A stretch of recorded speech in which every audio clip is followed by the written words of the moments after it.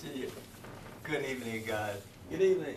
Toastmasters, your guests, and thanks again, Trudy. You probably told the Toastmasters here far more than they want to know. But, oh, and by the way, I will tell you that in one little part that Trudy left out, after my brother and there were two other brothers out there, so you forgot two of them. There was only two burned down the house. Oh, true. But we all got sentenced to 10 years on my great uncle's farm. It wasn't a sentence, but basically he was the relative that could take us in at the time. And so I call it a sentence because those of you who may be aware of sharecropping and farming, well, my brothers and I, we spent the next 10 years working on that farm, picking cotton, planting cotton, and working from can see to can't see. And by the time, and let me tell you, by the time I got 14, as you all know, there are generally 180 days in the school year, at least it was in Georgia. The most that I ever went to school in any given school year was 120 days. And I was never ill as a child, but that other 60 days were spent getting the crop in, getting the crop out.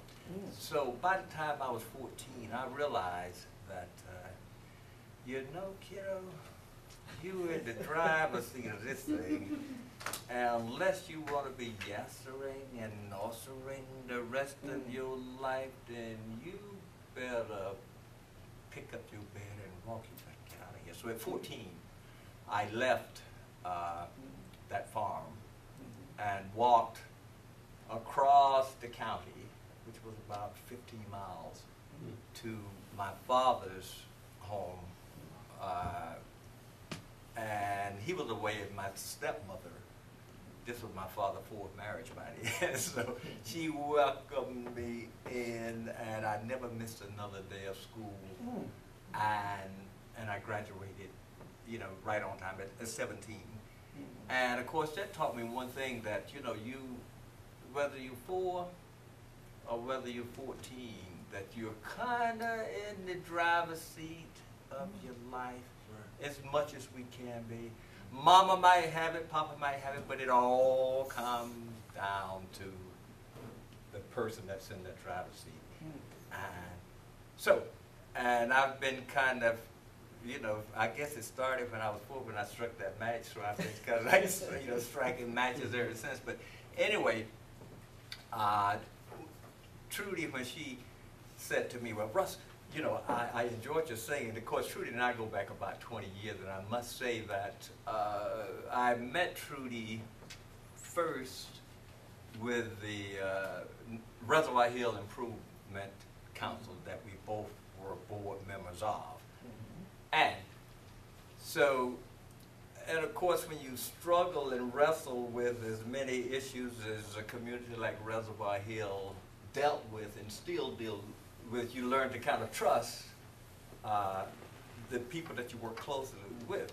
So Trudy, when she mentioned to me, well, you know, you come and share with the Toastmasters, so she said, because, you know how to gesture, you know how to use your voice, and you know, so I'm saying, yeah, because that felt good.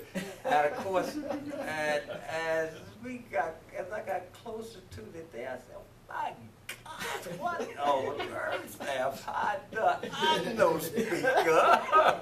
So anyway, so I hope you all will indulge in the next few minutes, and hopefully there'll be something that, you know, will come out of what I will try and share with you this evening.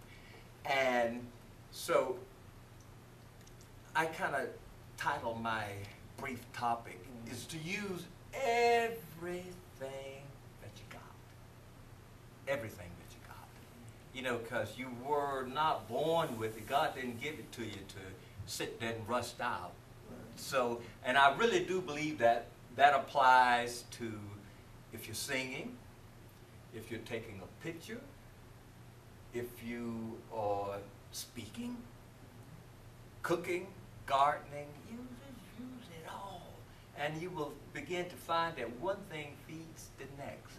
And so I can try and come in within that 15 minutes. Let's get down to there are just a few things that I think, since it was the singing that inspired Trudy to invite me here this evening, then I will try and tailor that use everything you got, and I will try and do that layering between the singing and the speaking.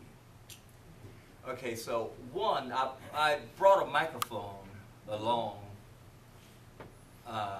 this evening, and hopefully you all can hear me in the back, so I really don't need it, but I know as speakers and as singers, there's nothing more annoying than when you are listening to someone give a talk and they do not know how to use a microphone.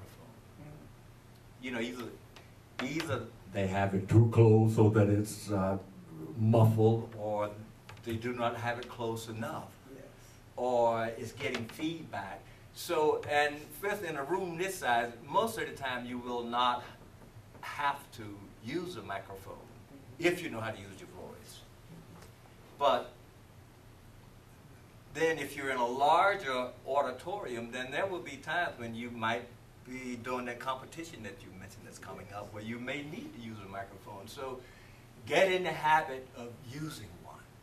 And I will give you an example of, you know, for instance, just if I was, you know, that brother of mine that I grew up with in Georgia, we would oftentimes, for those of you who've been to the South, you know, a big thing on Sunday morning, you know, would be the people coming in the churches. Sister so-and-so got on her big hat, and particularly on Easter Sunday, my brother and I would sit next to one another, and, you know, like most kids, if someone was really decked out, you would go, look at that one.